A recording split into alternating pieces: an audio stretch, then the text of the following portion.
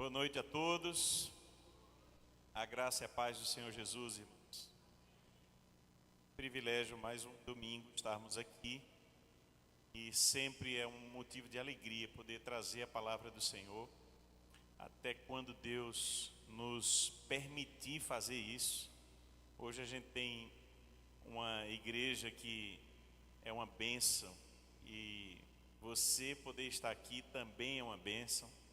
A gente poder ouvir a palavra de Deus é uma bênção.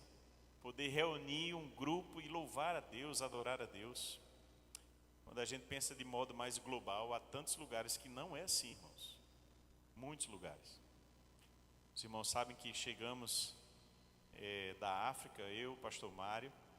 Domingo passado mostramos muitas coisas. Hoje, se Deus permitir, vou mostrar ainda mais 2 videozinhos rápidos, mais no final. Mas como é diferente quando você muda a cultura, quando você muda de lugar, e o mundo é muito grande. Então a gente começa a perceber que esse tipo de culto que é moderno, que é aqui no estilo do Brasil, meio americanizado também um pouco, né? Mas com transmissão, inclusive vou mandar um beijo para Nandinha, que está me assistindo. E sabe, é uma bênção a gente poder contar com isso, participar de algo como esse. Às vezes a gente não tem noção do que é participar de um culto e não valoriza. Mas é uma bênção mesmo. Bom, domingo passado falei sobre a nossa missão. E claro que sempre é muito importante nós trabalharmos as nossas bases. E estávamos chegando de uma missão e onde falamos sobre o que aconteceu por lá, e nada mais oportuno do que ministrar à igreja sobre nossa missão. Hoje vou continuar na mesma base do Evangelho, com outro tema, mas na mesma ideia de pensar nas bases. Quando falei em um dos grupos que nós ministramos lá em Benin, na África, eu me lembrei de uma ilustração e falei sobre um avião. Eu não me lembro, eu lembro do fato, não lembro qual foi a companhia, nem quanto tempo já faz. Muito obrigado. Mas é fato que muitos anos atrás um avião, ele colocou, né, o copiloto, não sei muito bem, ele colocou a rota com um pequeno desvio. E esse pequeno desvio de rota foi suficiente para que no início ele não percebia, mas ele foi se afastando do seu destino. E toda a rota no início não corrigida, hoje certamente não funciona mais assim, deve ter instrumentos e checklist, mas deve fazer muitos anos isso, mas eu lembro do fato. E aí esse avião começou a se afastar do destino, e quando ele percebeu, ele estava tão distante e não havia nenhum tipo de aeroporto para ele pousar ali perto, e o avião caiu por falta de combustível. Não houve tempo suficiente para ele chegar. Então eu fico pensando, e usei essa ilustração para dizer o seguinte, que checar o nosso caminho, checar se estamos caminhando na direção certa, perceber se estamos rumo ao lugar que Deus quer, não é só importante, é fundamental. E hoje, ainda nessa linha, eu quero pensar com você sobre um tema, sobre o nosso chamado. O nosso chamado. Ah, pastor, eu não tenho chamado para ser pastor, eu não tenho chamado para fazer aquilo outro. Não é bem sobre isso que eu quero falar. Todo crente, todo cristão tem um chamado. E é sobre isso que eu quero falar nessa noite. E quero que você venha comigo para um texto. Vamos ler, então, já que checamos bem Mateus 28, né, nossa missão. Portanto, vão, façam discípulos de todas as nações, batizando-os em nome do Pai, do Filho e do Espírito Santo, ensinando-os a guardar todas as coisas que tenho ordenado a vocês, e eis que estou convosco todos os dias até o final dos tempos. Essa passagem esteve conosco no domingo. Hoje eu quero ver com os irmãos Marcos capítulo 8, verso a partir do 31. Marcos 8, e é um momento de um chamado. É sobre isso que quero falar. E claro que eu vi muitos textos, irmãos. Essa semana Deus me permitiu ouvir Dr. Shed de novo. Ainda bem que tem gravado, né, várias coisas. Ouvi Douglas Gonçalves, ouvi um americano também falando sobre isso. E a gente vai percebendo como as coisas se completam. Eu gostaria até de ter muito mais tempo para falar sobre isso, mas a gente vai focar no essencial, no que eu quero trazer desse texto. Por isso que eu escolhi esse texto aqui. Nenhum deles falou sobre esse texto, mas é o que está no meu coração. Então vamos ler Marcos 8, verso 31 a 38. Se você achou, você pode ler na sua versão. Se não, você pode acompanhar na tela ali, já está a tela, você pode acompanhar comigo. Então Jesus começou a ensinar-lhes que era necessário que o Filho do Homem sofresse muitas coisas, fosse rejeitado pelos anciãos, pelos principais sacerdotes e pelos escribas, fosse morto e que depois de 3 dias ressuscitasse. E isto ele expunha claramente. Então Pedro, chamando-o à parte, começou a repreendê-lo. Mas Jesus, voltando-se e vendo os seus discípulos, repreendeu Pedro e disse: saia da minha frente, Satanás, porque você não leva em consideração as coisas de Deus, e sim as dos homens.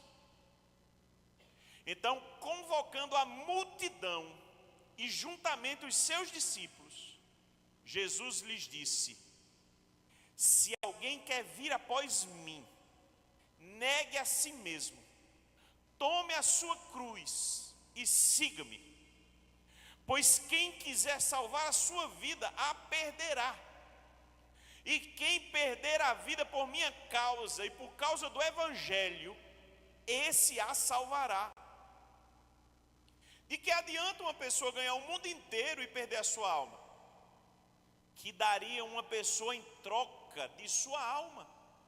Pois quem nesta geração adúltera e pecadora se envergonhar de mim e das minhas palavras, também o Filho do Homem se envergonhará dele quando vier na glória do seu Pai com os santos anjos. Amém? Você pode fechar seu olho mais um momento. Vamos orar. Se quiser, põe a mão no coração. Gosto de fazer isso.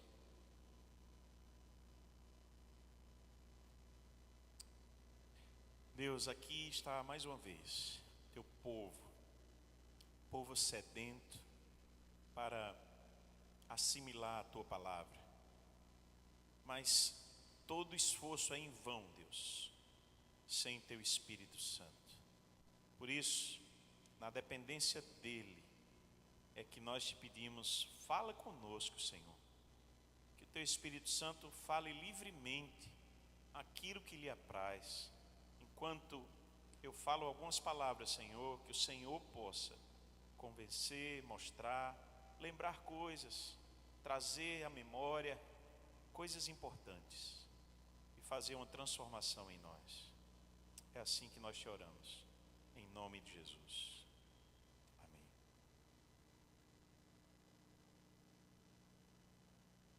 Imagine uma guerra onde um exército está apático, sem função. Não foi dado coordenada nenhuma para ele. E a guerra está acontecendo. O que aconteceria?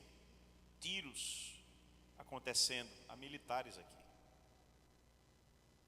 Um exército sem direção. Um exército, certamente que cada um tentaria só o quê? Proteger sua vida. Mas não tem sido assim com muitos que têm vivido nesse mundo. A pessoa diz assim: pastor, eu estou só sobrevivendo. Você já ouviu isso? É matando um leão todo dia, pastor. É só trabalhando feito louco para pagar as contas e chega aqui no domingo, meu Deus, já passou uma semana de novo. Muita gente sem nenhum senso de batalha espiritual, por exemplo.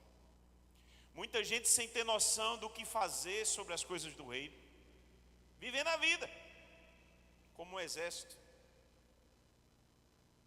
sem direção.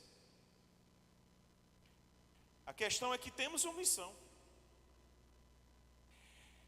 A questão é que precisamos cumprir uma missão. Precisamos de um esforço para ganhar a guerra. Mais que isso. Pensa agora numa segunda ilustração, nessa mesma linha. Imagine uma guerra onde um país não tem nem o exército. São civis. E vem um outro país com o exército e vem batalhar. Ou seja, elas não colocaram as vestes de guerra, elas não foram treinadas para a guerra, elas não têm armas, porque não são um exército. Tem muita gente na igreja desse modo. Chocado? Não precisa ser muito inteligente para poder observar certas coisas. Tem gente que está na igreja, mas não está guerreando pelas causas de Deus. Tem gente que está na igreja, mas a vida diária não parece nem que está do lado da igreja. Tem gente que está na igreja vivendo uma vida exatamente como qualquer outra pessoa que não estivesse na igreja. Quem está entendendo o que eu estou dizendo? Sabe o que tem a ver com isso? Noção do chamado, noção de missão, noção da realidade, do evangelho. Há pessoas que nem entenderam o evangelho ainda. Há pessoas que acham que a vida de batalha espiritual é para o pastor, é para o grupo de oração. Quem sabe talvez para o líder que está ali. Eu vou me sentar para ouvir a mensagem do pastor e que seja uma mensagem boa para eu sair bem, para começar a semana. Afinal, essa semana foi muito difícil, pastor. Não pregue nada assim que deixa a gente constrangido, não, que a gente já tem muito problema. Estou falando alguma mentira? Há muitas igrejas que fazem isso. Aí eu pergunto, isso é evangelho? Tem gente escolhendo um falso evangelho. São realidades paralelas acontecendo dentro da mesma igreja. Igreja física agora. Uma alternativa mais leve é o que as pessoas estão procurando. Menos incômoda. Sem congregar. Tem gente que não vem à igreja. Sem servir a Deus. Um evangelho que não acusa mais pecado. Um evangelho que não tem trabalho. E está tudo certo. Eu estou na igreja da Orla porque lá é legal, lá é bom. É perto de casa. Tem um ar-condicionado que funciona, hoje está bem gelado mesmo. Tem uma equipe top ali do SEI, pessoal. Tem até tradução para Libras. Está tudo certo. É a vida que segue. Aí eu me lembro do Helmut Richard Niebuhr. Fui procurar o nome dele, que era bem complicado. Mas eu lembro da frase. Ele disse o seguinte, que há uma teologia, ele chamou a teologia liberal, de um Deus sem ira, que introduziu homens sem pecado nessa teologia, na prática, para um reino sem juízo, não vai ter juízo divino, não se fala sobre isso. Pelas ministrações de um Cristo sem a cruz, porque falar de sofrimento, falar de coisa difícil, ninguém vai querer ouvir, pastor. É o resumo do Richard. Daí vemos uma cristandade falsa, sem direção, um falso evangelho, sem compromisso algum. E eu tenho visto pessoas assim. O que manda nas decisões é a conveniência. Se for interessante para mim, eu estou dentro. Se não for, se estiver cobrando demais, se estiver difícil demais, se for, já não dá para mim, deixa para o pessoal lá.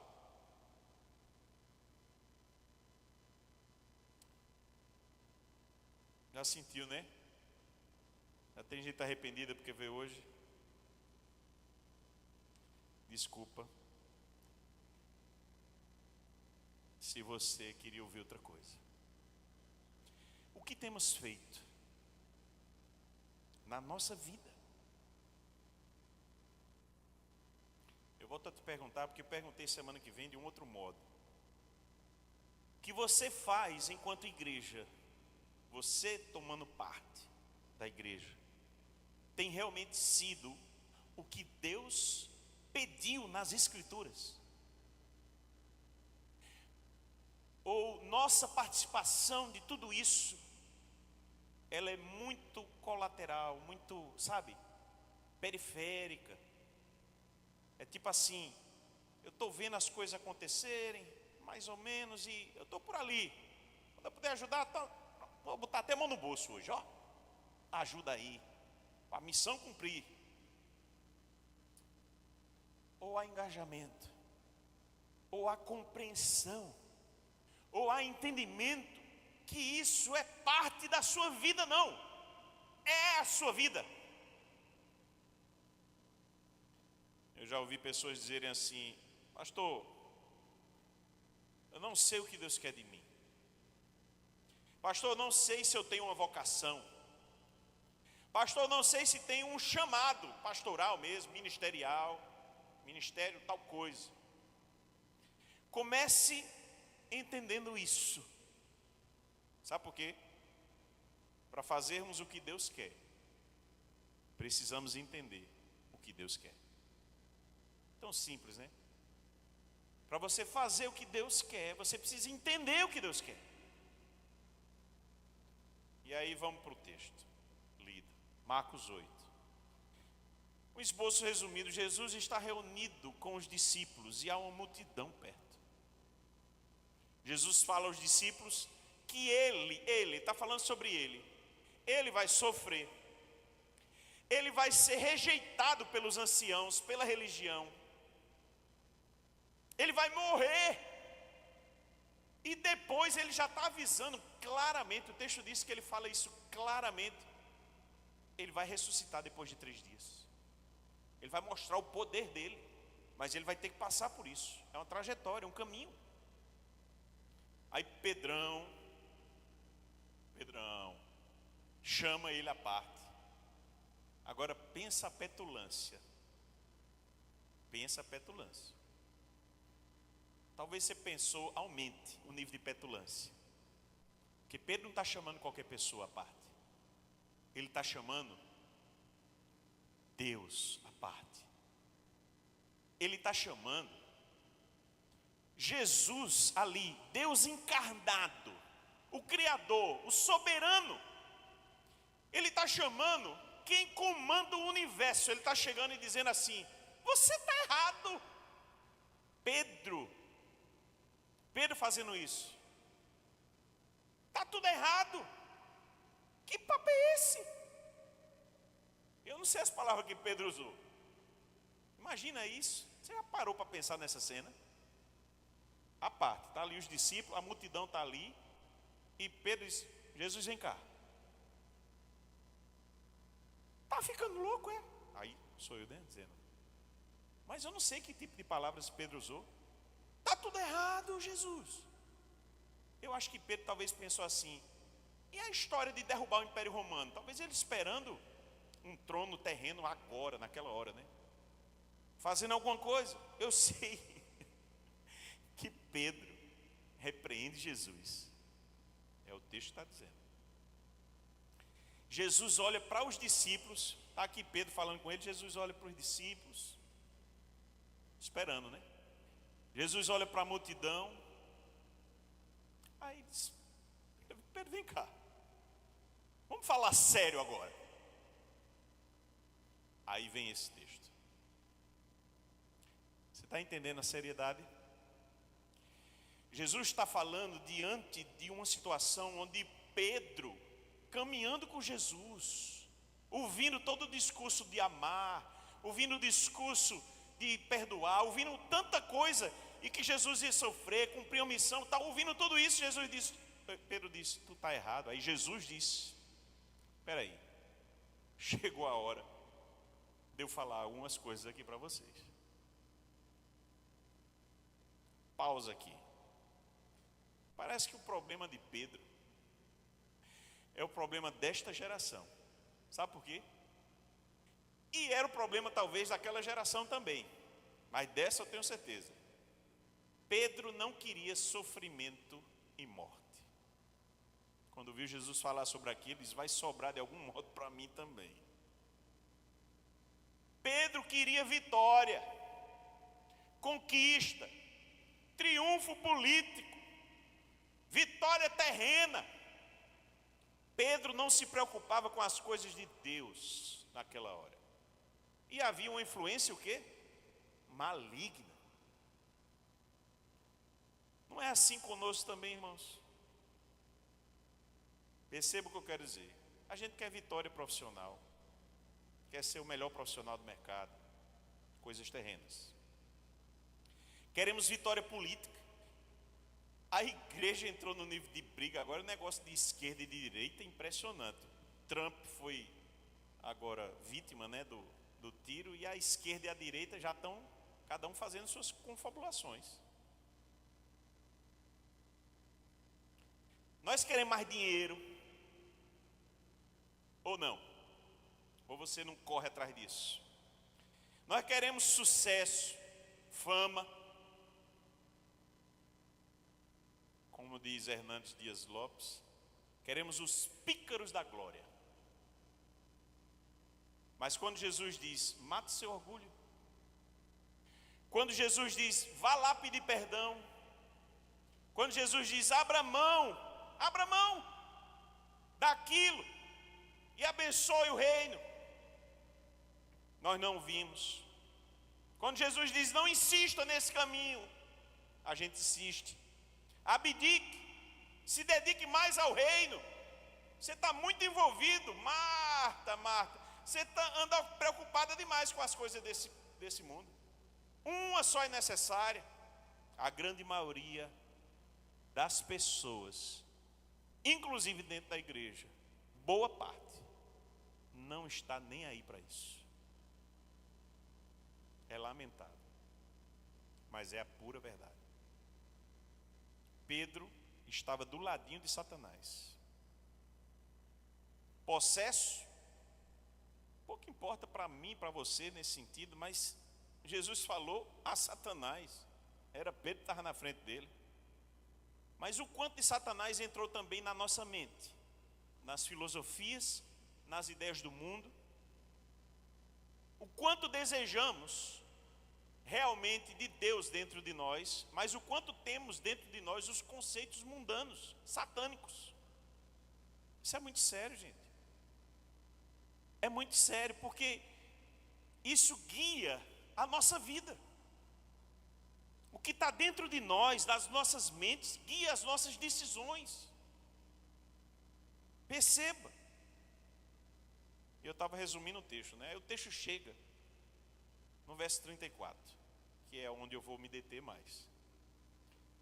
Então, convocando a multidão e juntamente os seus discípulos, Jesus lhes disse, se alguém quer vir após mim, negue a si mesmo, tome a sua cruz e siga-me. Talvez você ouviu esse texto tantas vezes.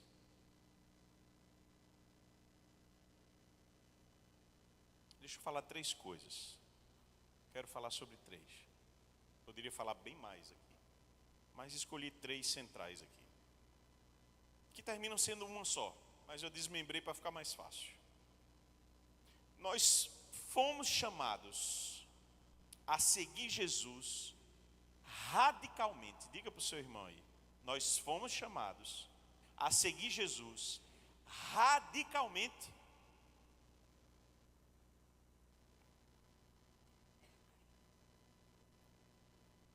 Você entendeu esse texto? O que Jesus diz aqui: se alguém quer vir após mim, se alguém quer me seguir, se alguém quer ser meu discípulo, ele está falando sobre isso, sobre ser discípulo. Ele está falando aos discípulos, mas ele chamou a multidão, é para mim e para você. Não era só os apóstolos que estavam ali. Ele chamou a multidão e ele disse em alto e bom som, para quem não entendeu ainda, ele é claro: se alguém quer me seguir, quer vir após mim, quer me seguir, ser cristão, trocando em miúdos, aí faz o quê?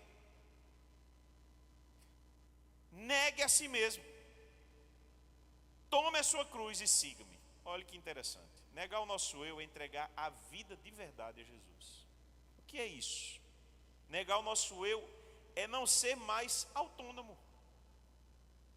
Você entregou o seu poder de decisão a Deus. Você entregou o poder de sua escolha. Embora Deus vai tratando isso em nós, esse nível vai aprofundando, mas quem entrega de verdade a vida, negar o seu eu, é negar você, suas decisões. Não mais. O que Deus fala sobre isso, ou o que Deus está me mostrando claramente, ainda que sua palavra não seja clara, coisas mais recentes, modernas, que a Bíblia não deixa claro, mas eu vou ouvir o Espírito Santo, e eu não vou decidir por mim mesmo, eu vou decidir por Deus. Isso é negar a si mesmo. Essa semana eu vi um casal conversar e ela dizia assim: amor, o que você quer fazer? Diga você, nós vamos fazer o que você vai decidir. Negar o nosso eu é fazer isso com Jesus. Senhor, qual é a tua vontade? Eu não tomo mais minhas decisões da minha cabeça. Eu não sigo mais os meus instintos, os meus desejos. Eu sigo a palavra. Isso é negar o nosso eu. Eu não sigo mais o que eu quero, a não ser que eu alinhei. O meu querer é o querer de Deus, mas é seguir o querer de Deus.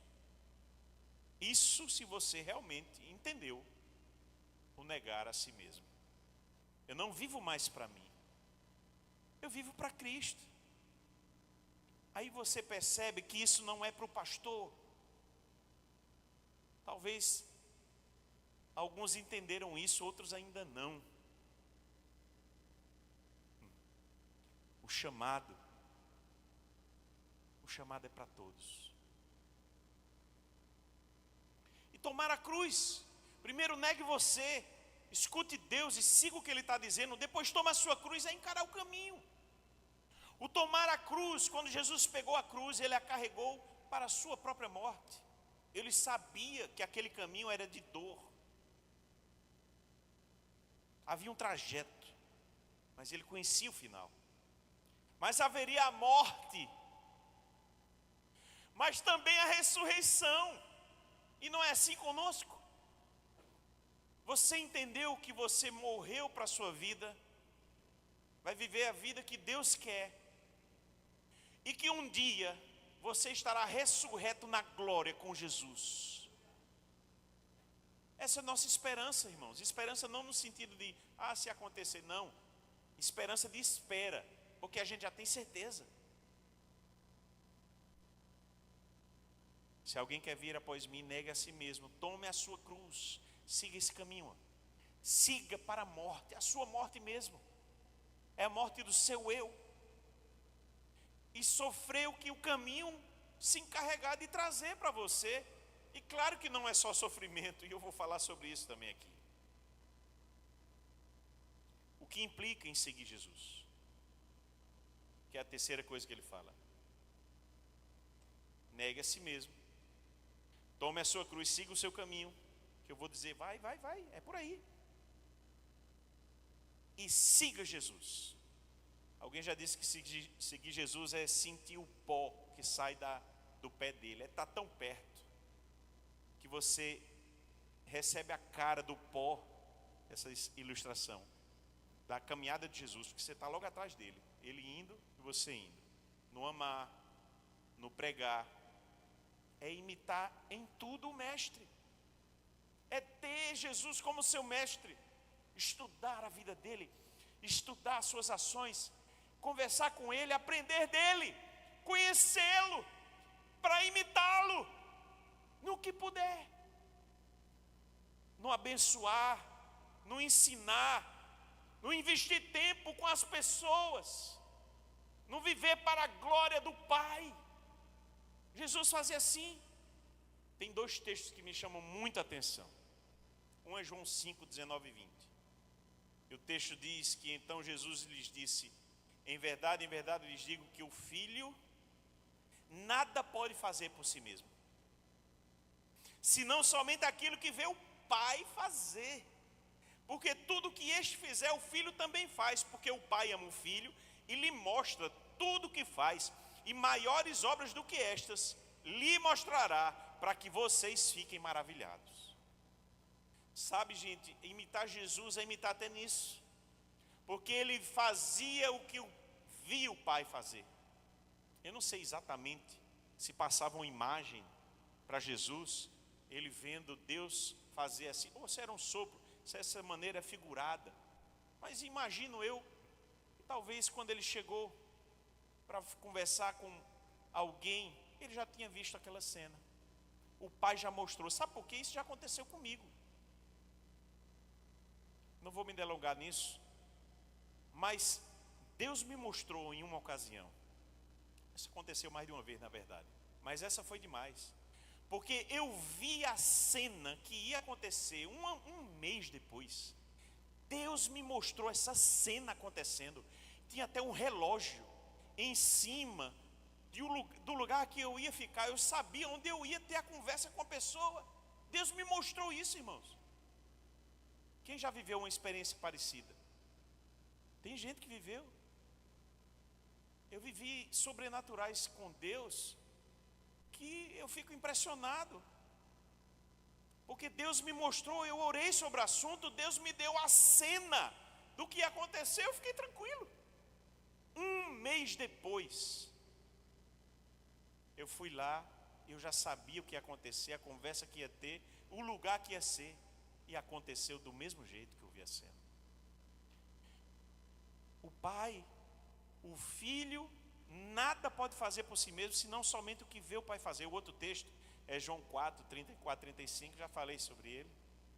João 4, 34, 35, Jesus lhes declarou, a minha comida consiste em fazer a vontade daquele que me enviou, realizar a sua obra. Vocês não dizem que ainda faltam 4 meses até a colheita? Eu, porém, lhes digo, levantem os olhos, vejam os campos, pois estão maduros para a colheita. Jesus estava falando sobre fazer a vontade do Pai. Isso movia, isso era combustível para ele, era a comida dele, fazer a vontade de Deus, viver para a glória do Pai.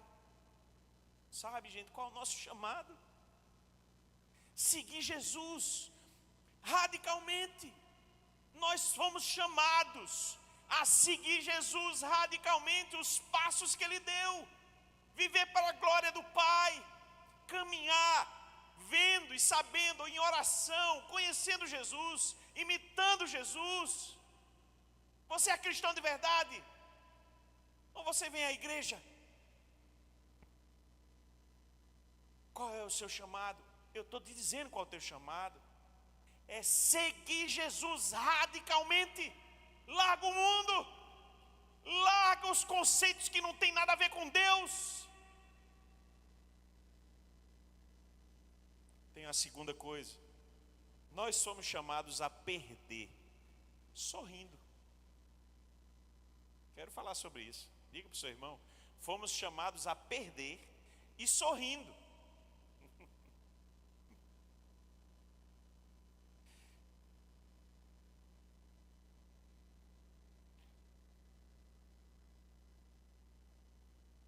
É interessante, né? Imagina um time de futebol, você é convocado e o técnico chega lá e diz assim: gente, nossa missão, o mundo todo vindo, hoje teve Inglaterra e Espanha, quem ganhou?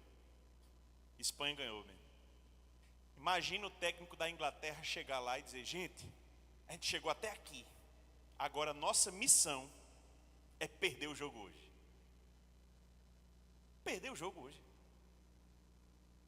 Detalhe, vocês vão sorrir quando vocês estiverem perdendo. Tem uma coisa meio lógica, né? Fora da lógica, né? Nós somos chamados a perder, sorrindo, a doar nossa vida a Jesus. Deixa eu explicar melhor. Verso 35 diz: pois quem quiser salvar a sua vida, a perderá. E quem perder a vida por minha causa e por causa do Evangelho, esse a salvará. Jesus não estava falando para os pastores. Jesus não estava falando para líderes ali, embora eles também estivessem. Jesus estava falando para todos, líderes e multidão. Às vezes a gente não administra isso na nossa mente. Acha que tem dois evangelhos, um para líderes, que é um evangelho assim mais forte, e outro para os normais. Jesus. Foi Tim Keller que disse: os cristãos são cidadãos únicos na sociedade, porque são formados por esse reino invertido de Deus.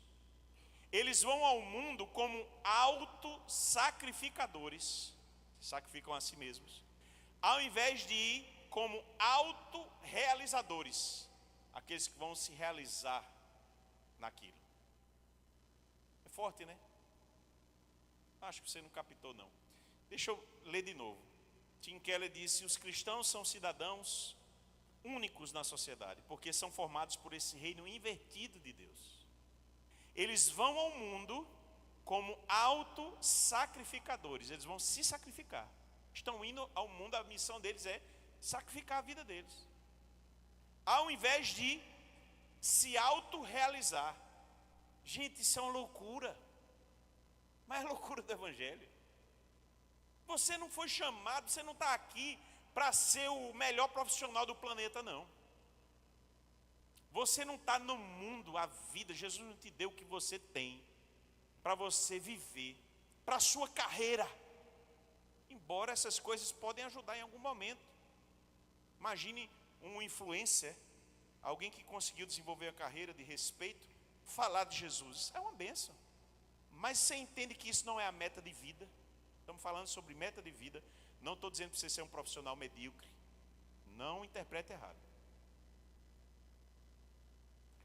Mas é interessante o que comanda as nossas decisões. Eu ouvi Eric Johnson, que palavra dele. Depois você escuta o reino invertido, Eric Johnson.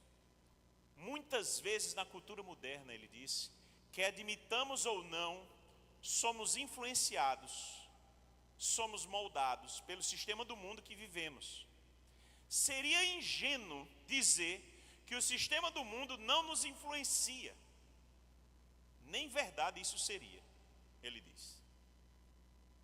E ele fala dele agora: estou bem ciente e me tornando mais ciente a cada dia como o sistema do mundo me moldou em tantas coisas. Eu percebo que há critérios duplos em minha vida que eu não sabia que estavam lá. O que está acontecendo é que eu estou sendo confrontado como que o mundo funciona e que está sendo confrontado com o reino do céu que Jesus introduziu pela sua mensagem. É o nosso conflito. O mundo nos ensina de um modo para você se realizar, para você ser feliz, ainda que você passe por cima das pessoas, que você escute seu coração, que você escute o que for, palavra de Deus é coisa do passado. Você se sacrificar, isso vai lhe dar um trauma, rapaz. Tem psicólogo aí dizendo para jovem: transe com todas, não reprima seus hormônios. Vai nessa, para você ver a desgraça que você vai entrar. É um evangelho do mundo que não é evangelho. Mas o evangelho de Jesus é um mundo de ponta cabeça. E é interessante isso. Jesus foi tentado a fugir da cruz. Ele poderia escolher ser um líder político e atuar contra o império. Ele poderia escolher ser um líder religioso e depor aquela religião, fundar a nova religião e não ir para a cruz. Ele poderia escolher fazer uma revolução econômico-social usando os recursos divinos. Ele multiplicava pães, peixes. Ele tinha condição de fazer os milagres, fazer uma reforma mundial, usando os poderes. Não, ele cumpriu a missão, ele escolheu morrer. Morrer. O reino de Jesus é um reino muito diferente.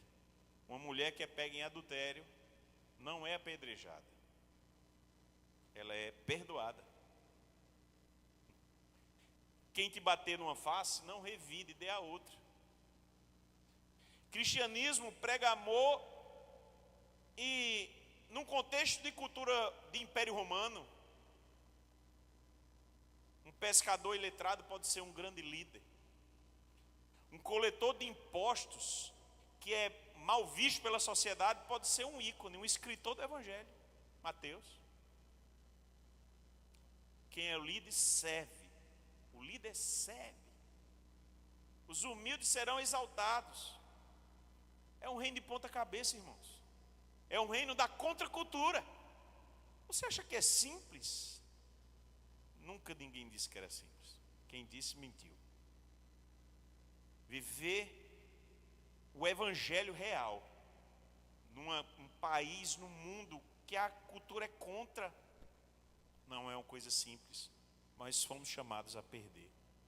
Vou fazer umas perguntas simples aplicando aqui. Você tem servido mais a Deus do que, por exemplo, no ano passado? Ou o mundo te engoliu? Ou tuas decisões te engoliram? Você tem usado os recursos que Deus lhe deu mais para você mesmo ou mais para o reino? Você tem vivido mais uma vida para você? Nosso estilo de vida tem sido mais complicado, mais consumista, mais estressante, mais desfocado em Deus do que antes. Em que direção de vida você está indo? Algumas dessas perguntas foi o Donald Crabbe, no livro O Reino de Ponta Cabeça, que fez. Gente, ninguém quer perder. Ninguém gosta de perder. É contra a nossa natureza. Mas nós temos esse chamado. Quem não perder a sua vida, quem perder a sua vida, vai ganhar. É uma vida nova, com a aventura de Jesus, é um viver sorrindo. É viver o novo de Deus.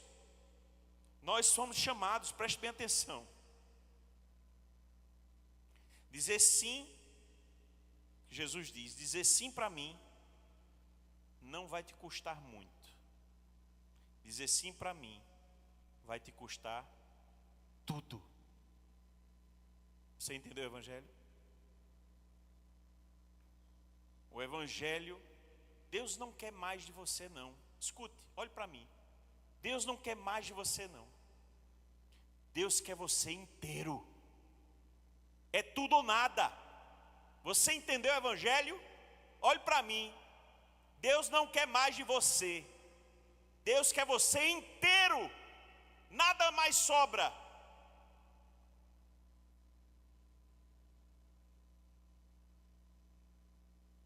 O Evangelho é claro, é negar a si mesmo, é perder a vida para viver para Deus. Pastor, todo mundo vai ser pastor aqui agora, é? Não é sobre isso, irmãos. É sobre o Evangelho. É duro ouvir, mas é a verdade, não há outra interpretação. Eu desafio você a ler esse texto novamente, em casa, e ver se Jesus abriu uma exceção.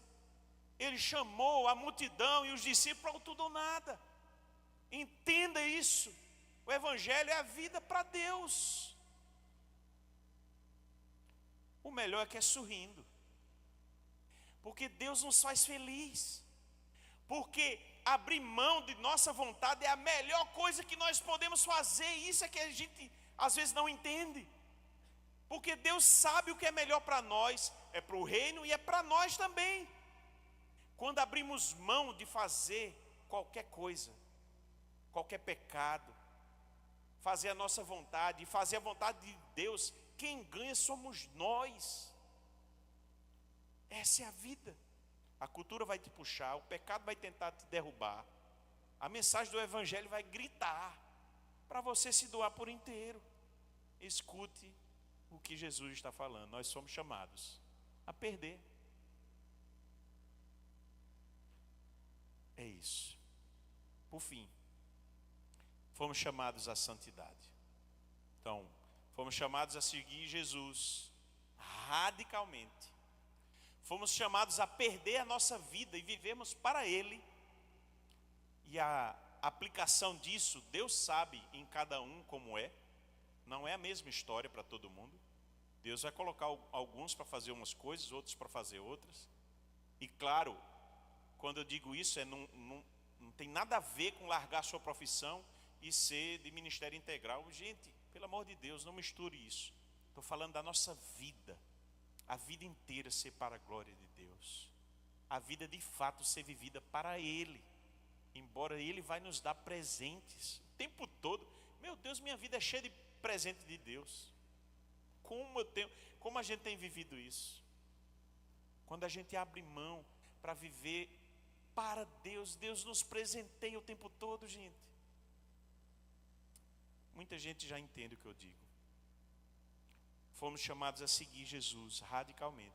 Fomos chamados a perder sorrindo, porque a melhor coisa é a gente perder, porque a gente ganha. É um reino invertido. E fomos chamados à santidade. E eu poderia falar muito, há muitos textos sobre ele. Mas quando Jesus fala de que adianta uma pessoa ganhar o mundo inteiro, perder a sua alma, que daria uma pessoa em troca da sua alma, ele está falando sobre ganhar o mundo, sobre coisas terrenas, ou pensar nas espirituais. Pois quem nessa geração adúltera e pecadora se envergonhar de mim, das minhas palavras, também o Filho do Homem se envergonhará dele, quando vier na glória do seu Pai com os santos. Jesus está mudando o nosso foco para o eterno. Há uma palavra muito forte do Paulo a Timóteo, 1 Timóteo 6, de 9 a 12. 1 Timóteo 6, de 9 a 12, ele diz assim: mas os que querem ficar ricos caem em tentação, em armadilhas e em muitos desejos insensatos e nocivos, que levam as pessoas a se afundar na ruína e na perdição. Porque o amor ao dinheiro é a raiz de todos os males, e alguns nessa cobiça se desviaram da fé e atormentaram a si mesmos com muitas dores. Está falando das coisas materiais, de pensar em enriquecer, de pensar nas coisas materiais, uma vida terrena.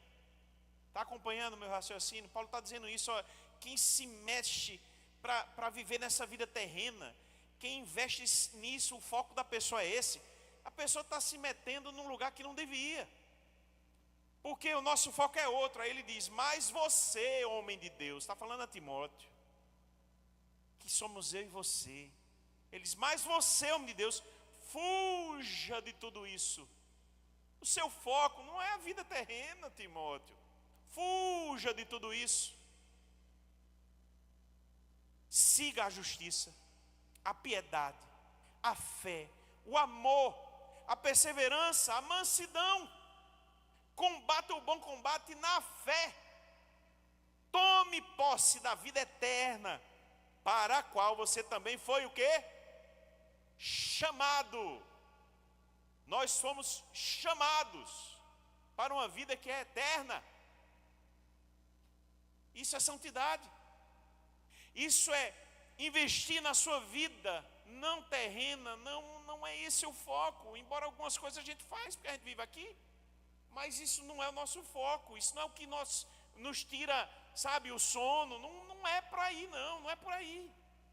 O nosso foco é o eterno, é viver a santidade. Ele vai dizendo isso, olha, viva a piedade, vida de oração, vida com Deus, a fé, o amor. Timóteo, fuja dessas outras coisas, viva isso, Timóteo, santidade.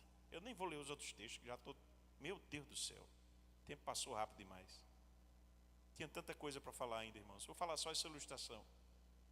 O Francis Chan tem uma ilustração, está na internet. Bote A Corda, de Francis Chan, já está traduzido.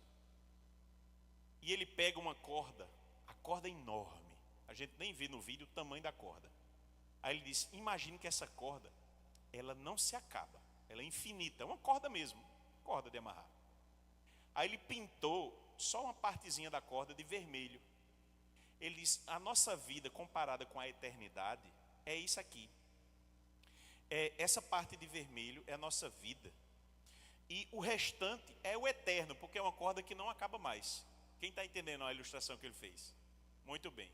Aí ele diz, é impressionante como o ser humano fica preocupado com essa parte da corda. E aí pior, a pessoa diz, eu vou trabalhar, feito um condenado, nessa primeira parte, juntar dinheiro, para aproveitar esse finalzinho da corda. Vou me aposentar, vou viajar bem muito, vou fazer. Ele disse, é impressionante, quando o nosso investimento é na santidade, é na vida eterna. Porque tem o restante da corda inteiro que não acaba. E a gente fica preso aos conceitos daqui do mundo. E Paulo diz a Timóteo, Timóteo, você foi chamado a outra coisa. Você foi chamado para piedade, para viver fé, para viver o amor, para pensar no eterno, no resto da corda. É impressionante isso. Às vezes a gente se preocupa demais. Eu não estou dizendo aqui que a gente não tenha problema, que não precise resolver. Pastor, amanhã tem uma conta para pagar, e aí? Sabe o que é o melhor? Quando a gente vive no pé da cruz. Até nisso. Porque Jesus vai nos orientando em tudo. Nossa vida com Deus, irmãos. E eu estou lembrando a você, nós temos um chamado, qual é? Fomos chamados a viver, a seguir Jesus radicalmente. Fomos chamados para uma vida diferente com Jesus. Uma vida de reino ponta cabeça. Chamados a perder. Mas que a gente vai sorrir, porque Deus vai nos dar muito mais. Porque Deus vai nos dar uma vida plena nele, com outras coisas. E fomos chamados à santidade, a uma vida que pensa no eterno, a uma vida que se desliga das coisas terrenas para viver para Deus, viver para a glória de Deus. Eu quero terminar com a fala do Dr. Shedd, sempre Dr. Shedd. Evangelho sem engajamento? Ele pergunta. Aí ele diz, as pessoas estão sendo santificadas para serem oferecidas como sacrifício a Deus ou não? Um chamado genuíno da parte de Deus deve produzir uma aproximação a Ele, como quem aceita um convite de Jesus. Qual é o nosso chamado? Qual o seu chamado, o meu chamado? Independente do que a gente faça no reino, é seguir Jesus radicalmente. É um chamado a perder, e Deus vai fazer você sorrir quando isso acontecer. E é um chamado à santidade, a viver uma vida que pensa no eterno, viver uma vida muito mais do que essa vida terrena, mas uma vida que glorifica a Deus. Feche o seu olho onde você está. Deus, eu sei que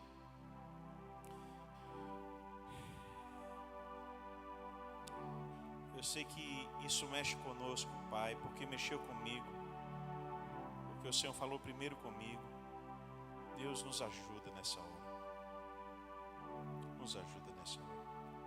Eu sinto no meu espírito, sabe, gente, aqui, só uma pausa na oração. Eu sinto que há pessoas que precisam de dar um passo, e dizer: Senhor, eu hoje resgato o meu chamado. Senhor, meu chamado de ser um cristão genuíno, um chamado de ser cristão radical. Algumas coisas eu abri mão e não devia. Senhor, eu posso mais. Eu preciso me dar por inteiro. Eu não tenho feito isso. Quero desafiar você a sair do seu lugar hoje e dizer isso para Deus aqui à frente. Faça isso agora, em nome de Jesus. Glória a Deus. Faça isso. Pode vir. Sai do seu lugar. Pode vir aqui à frente. Diga: Deus, hoje eu quero fazer algo mais. Eu quero ter algo mais. Se você quiser, se ajoelhe. Se não, pode ficar como você está. Deus, eu quero viver uma vida que glorifica o teu nome. Eu quero viver uma vida engajada.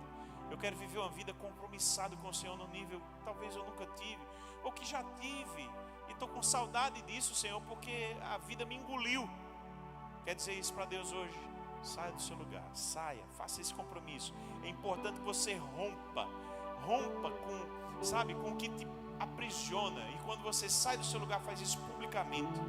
Isso é o início de um processo. Amém, glória a Deus. Pode vir, eu sei que tem mais pessoas.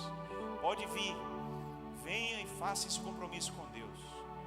Compromisso de atender o seu chamado, de fazer a sua vida realmente dedicada integralmente a Ele. Enquanto eu vou orar, continuar orando, que você possa fazer isso para a glória de Deus. Senhor, em Tua presença estamos, Senhor.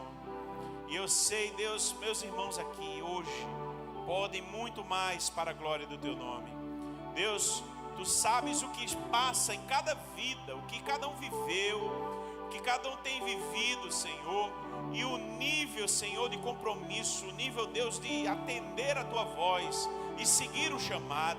Pai, eu peço em nome de Jesus, fortalece os joelhos trôpegos, fortalece os pés vacilantes, Deus.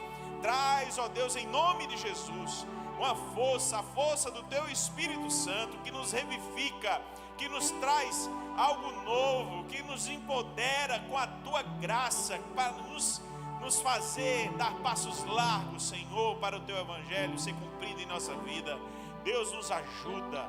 Deus, em nome de Jesus, dá força a cada um de nós. Alcançado, traz alívio e, ó Deus, fortalece o Teu povo para seguir os Teus passos, que eles possam ouvir mais a Tua voz, que eles possam sentir mais a Tua presença, que eles possam resgatar aquilo que se perdeu. Pai, que eles possam fazer, Deus, uma caminhada que é uma caminhada junto ao Senhor, uma caminhada de entrega completa na Tua vida, na Tua presença, diante do Senhor. Deus, em nome de Jesus. Amém, amém, amém. Aleluia. Louve ao Senhor.